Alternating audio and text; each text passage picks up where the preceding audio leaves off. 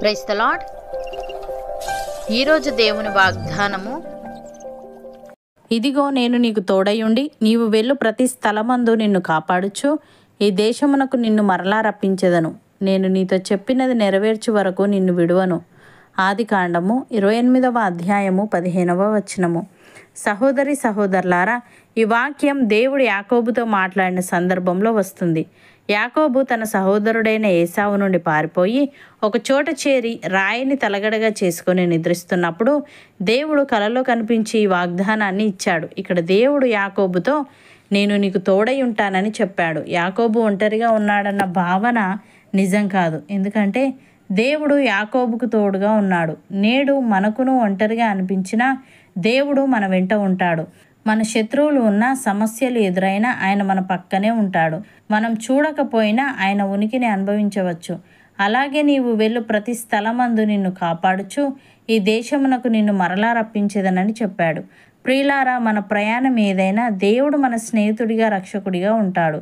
ఇది మన భౌతిక ప్రయాణం కావచ్చు, జీవన ప్రయాణం కావచ్చు, మానసికంగా పడే శ్రమ కావచ్చు. అన్ని దారుల్లో ఆయన కాపాడుతాడు. యాకోబు హారానుకు పోయాడు. అజ్ఞాతమైన దేశం, శత్రువులుగా అనిపించే పరిస్థితులు, అయినా దేవుడు అతన్ని రక్షించాడు, అభివృద్ధి పరచాడు. అతడు పరదేశానికి వెళ్ళినప్పటికీ తిరిగి ఒకరోజు అతన్ని స్వదేశానికి తీసుకువచ్చాడు. ప్రియులారా, మనం భౌతికంగా లేదా ఆధ్యాత్మికంగా తప్పిపోయినా దేవుడు మనల్ని తిరిగి ఆశీర్వాద దేశంకు, అంటే శాంతి, సమాధానం, విజయ మార్గం వైపుకు తీసుకొస్తాడు. అలాగే నేను నీతో చెప్పినది నెరవేర్చు వరకు నిన్ను విడవనని అన్నాడు. ఇది మన జీవితానికి ఎంతో బలమైన ఆధారము. దేవుడు ఒకసారి మాట ఇచ్చినప్పుడు ఆయన దానిని నెరవేర్చే వరకు మనల్ని వదలడు. ఇది దేవుని విశ్వసనీయతను, ఆయన మాట నిలబెట్టుకునే స్వభావాన్ని చూపిస్తుంది. దేవుడు ఈ విధంగా అంటున్నాడు, నా సేవకుడవైన ఇజ్రాయేలు, నేను ఏర్పరచుకొనిన యాకోబు, నా స్నేహితుడైన అబ్రహాము సంతానమా, భూదిగంతముల నుండి నేను పట్టుకొని దాని కొనల నుండి పిలుచుకొనిన వాడా, నీవు నా దాసుడవనియు నేను నిన్ను ఉపేక్షింపక ఏర్పరచుకుంటుననియు నేను నీతో చెప్పి ఉన్నాను. నీకు తోడై ఉన్నాను, భయపడకుము. నేను నీ దేవుడనై ఉన్నాను, దిగులు పడకుము. నేను నిన్ను బలపరుతును, నీకు సహాయము చేయువాడను నేనే. నీతి అను నా దక్షిణ హస్తముతో నిన్ను ఆదుకొందును అని. ప్రియులారా, దేవుడు మనకు ఆశ్రయమును దుర్గమునై ఉన్నాడు.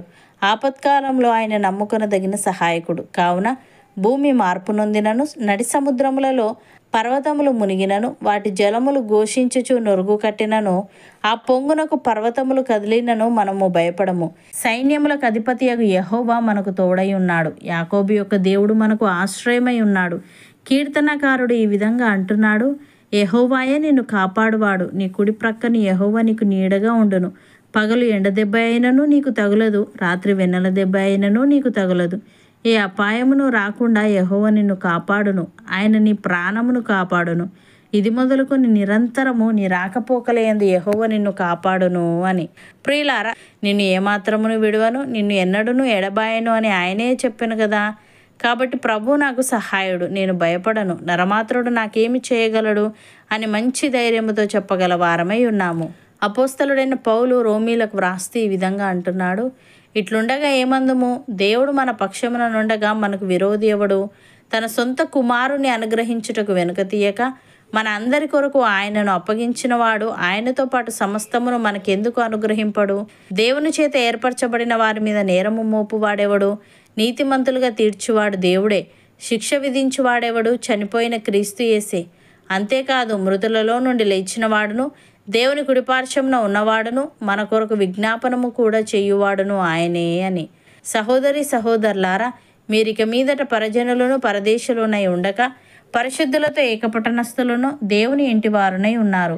క్రీస్తు యేసే ముఖ్యమైన మూలరాయి అయి ఉండగా అపోస్తలులను ప్రవక్తలను వేసిన పునాది మీద మీరు కట్టబడి ఉన్నారు. ప్రతి కట్టడమును ఆయనలో చక్కగా అమర్చబడి ప్రభువునందు పరిశుద్ధమైన దేవాలయం ఒకటకు వృద్ధి పొందుచున్నది. ఆయనలో మీరు కూడా ఆత్మ మూలముగా దేవునికి నివాస స్థలమై ఉండుటకు కట్టబడుచున్నారు. అవును అన్నవారు నాతో పాటు ప్రార్థనలో ఏకీభవించండి. పరిశుద్ధుడా, ప్రేమగల తండ్రి, ఇదిగో నేను నీకు తోడై ఉండి నీవు వెళ్ళు ప్రతి స్థలమందు నిన్ను కాపాడుచు ఈ దేశమునకు నిన్ను మరలా రప్పించేదనని నేను నీతో చెప్పినది నెరవేర్చు వరకు నిన్ను విడవనని నీవు యాకోబుకు సెలవిచ్చావు. దేవా, మా ప్రయాణం ఏదైనా నీవు మా స్నేహితుడిగా రక్షకుడిగా ఉండి అన్ని దారుల్లో మమ్మల్ని కాపాడుతావు గనుక, మాట ఇచ్చినప్పుడు దానిని నెరవేర్చే వరకు నీవు మమ్మల్ని వదలవు గనుక నీకు కృతజ్ఞతలు.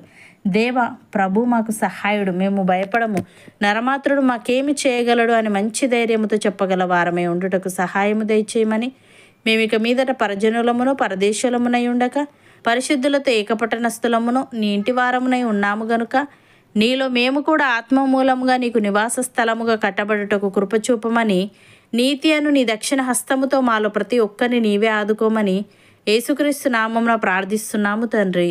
ఆమెన్.